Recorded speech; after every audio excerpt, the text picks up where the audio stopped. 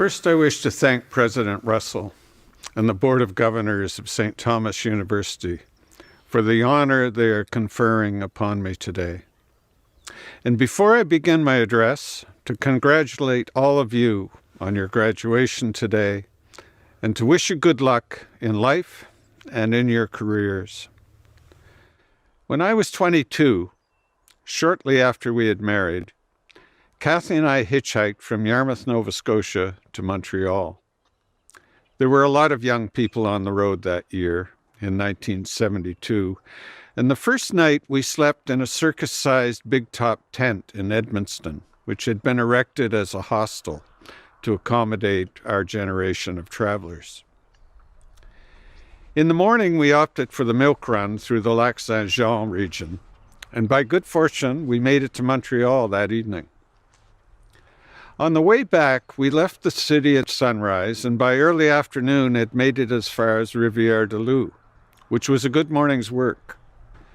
We were dropped outside of town on the Trans-Canada, where we discovered that we were again in the company of many young people like us, thumbs out, hoping for a ride. We soon learned that the prospect of that happening anytime soon was dim. In fact, more than one of our companions revealed that they had been stalled in Rivière-du-Loup for 3 days.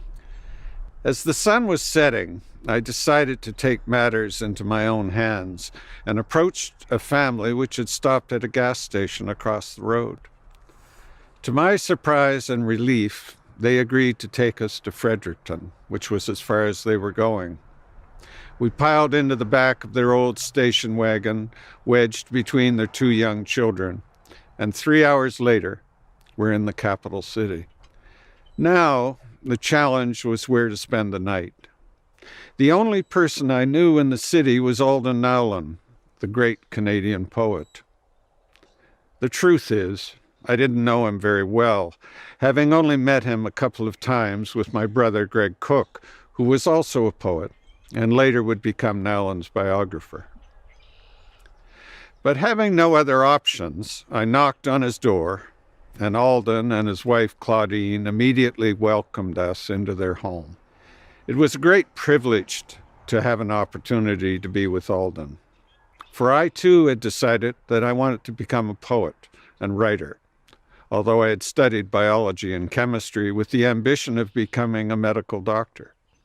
As you now know, I became a doctor of another kind and rather later in life. Fellow maritime writer, my late friend Fraser Sutherland once said of Alden, he wished that he would never stop talking. I listened enthralled as he talked about books and life while we drank beer and smoked cigarettes all through the night, which in that innocent time I imagined were the things poets were supposed to do. And in the morning, as the sun was beginning to rise over Fredericton, 24 hours after I'd left Montreal, Alden, who was a big man in body, heart, and intellect, enfolded me in a giant bear hug and bid me good night. I slept for 3 or 4 hours, and when I got up, Alden was nowhere to be seen, and I would not see him again before Kathy and I hit the road. He was already in his home office, at work, practicing his chosen craft. I do not recall any of the things that we talked about that night, but in the morning I learned an invaluable lesson which has stayed with me all my life. Writing is a real job, like any other, and like all jobs, if you are to do it well, above all, it requires discipline. And so for the last nearly 50 years, I have arisen in the morning, come what may, and gone to my desk. I did become a poet and a journalist and the author of 20-odd books, mostly on the environment and maritime culture. But it did not happen overnight. It would be another 8 years after that night in Fredericton before I published my first slim volume of poetry, which was published here in Fredericton by the poet, teacher, and founder of Fiddlehead Poetry Books, Fred Cogswell. Then, after another decade of work as a magazine writer, I published my first two nonfiction books. One, a collection of articles on traditional Atlantic communities, which had survived in the old ways, working in the woods, on the water, and in the mines. And another on the need to conserve the diverse and productive ecosystem of the Bay of Fundy. The foundation for what would become my career as a freelance writer was laid during these 2 decades, in my 20s and 30s.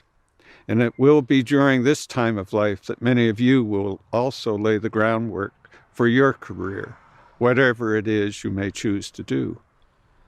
It was not a straightforward journey for me, but akin to hitchhiking in some ways, where getting on the road early, having patience and perseverance, and yes, some luck, and seizing opportunities when they presented themselves were critical.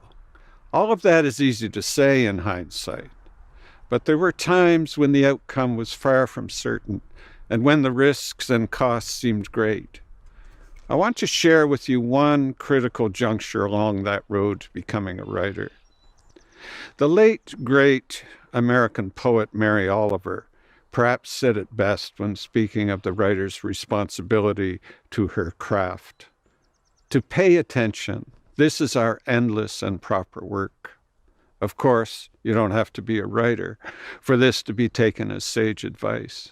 In my late 20s, when I was living in the coal mining community of River Hibbert, Nova Scotia, there was something happening close by that was worth paying attention to.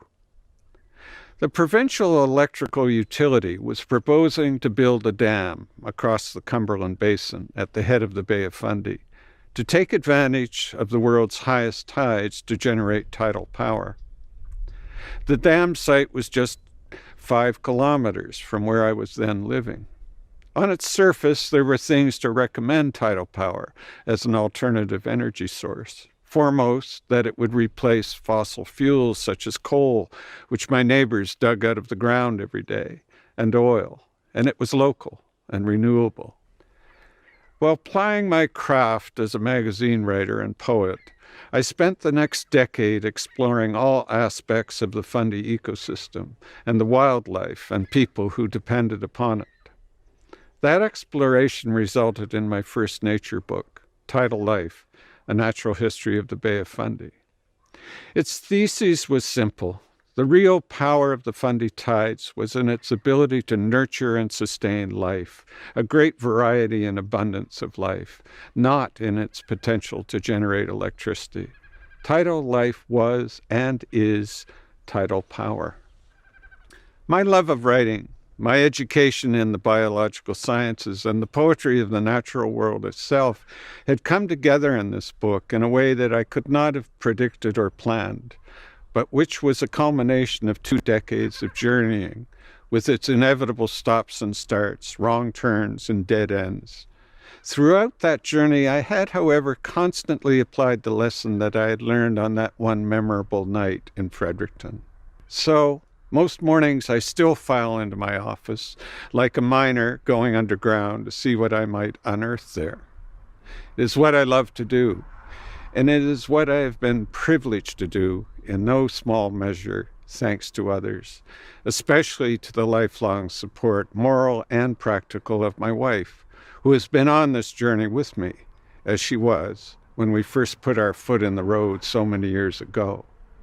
It seems to me that a traditional freelance writing career like the one that I have had, with its constantly shifting opportunities and uncertainties, is very much like the work environment that many of you are entering today. You will need to pay attention and to exercise discipline to thrive in it. But you will also need to do something else. Be true to yourself. I want to close my remarks by returning to the road, at least metaphorically. One of American poet Robert Frost's best-known poems is The Road Not Taken. Traveling alone, he comes to a place where 2 roads diverge, and he must decide which to take. In the end, he takes the one less traveled by, which I might say is what I did in early life. And like him, I can now say that has made all the difference. But as critics have pointed out, the roads Frost faced were really not that different. The passing there had worn them about the same. The difference was in the poet himself from the beginning. And in the end, the road he took was the right one for himself. And that is what mattered most. I wish you the same good fortune in your journey. Enjoy the ride.